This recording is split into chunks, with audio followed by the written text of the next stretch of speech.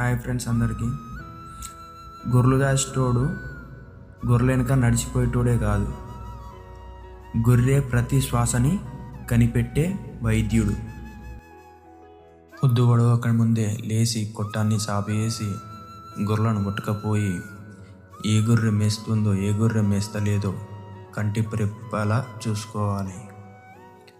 ఏ గొర్రె కడుపు నుండి మేస్తుంది, ఏ గొర్రె కడుపు నొప్పితో అలమటిస్తుందో దాని మేతని చూసి కాకుండా దాని కన్నును చూసి కనిపెట్టాలి. ఒక్కరోజు అజాగ్రత్తగా ఉన్న గొర్రెలు కాసేటోళ్ళ పడే కష్టం నీటిపాలవుద్ది. పొద్దుందాకా కంటికి రెప్పల కాపల కాసి కాపాడుకుంటేనే ఆ మంద కలకలలాడుద్ది.